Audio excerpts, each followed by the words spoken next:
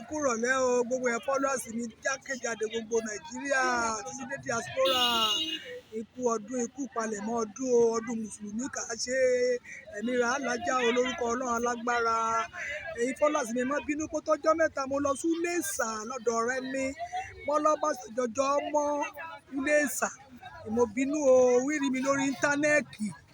Àbí báwo ni ṣe pé èdè ni mo bínú kí mẹ́fà ti gbọ́ vernacular is my language mú èdè ní sáyé ara rẹ o. Mo ṣẹ̀ṣẹ̀ dé láti Iléṣà ni.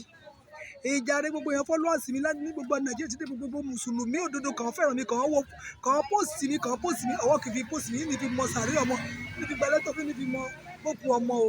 Ìmọ̀ gbẹran ọdún láwìn o. Mo máa ń sọ fún gbogbo èèyàn tèmi lọ́dọọdún.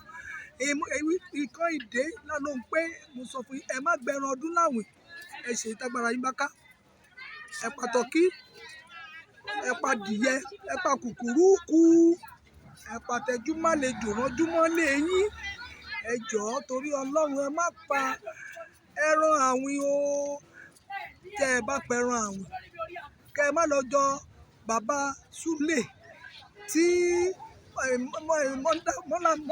Àbíbù láàyè Haúsá tó lọ yọ sọ̀ǹda sí lẹ́yìn ilé yàkọ́lá àfòkọ́pọ̀ kíkọ̀gá. Ìjàre tó lọ rè ìmọ̀ gbẹran àwìn kì í ṣe wọn agbára yín bá ti ká gbogbo obìnrin náà ìbọn kọrin mánéjì o. Ìjàre ìmọ̀ gbẹran ọdún láwìn yìí ipa kùkùrúkù ipa tẹjúmọ́lejò ipa kóté ipa ìgbín. Ìbú ẹran kékeré kàgbára yín bá ti ká ipa àlàkẹ́ ògúnfẹ̀lẹ́ jẹ́ bẹ́ẹ̀ àlàkẹ́.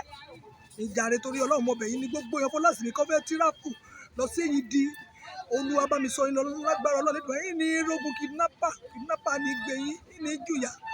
Ẹni rárìn fẹsẹ̀ sí ẹni rogun ásídẹ́ǹtì láyọ̀ kí n lọ ní àbọ̀ lágbára Ọlọ́run Lédùmarè. Èmi ìyé Èkìtì parapọ̀ mú kí gbogbo ẹ̀fọ́ láti fi pé ikú ọdún o, ikú ọdún o. Ẹ̀mí rẹ̀ alájà Nàìjíríà gba òmìnira lágbára Ọlọ́run. Ọkàn rẹ̀ á balẹ̀ àròwọ̀ sọdún o. God bless you.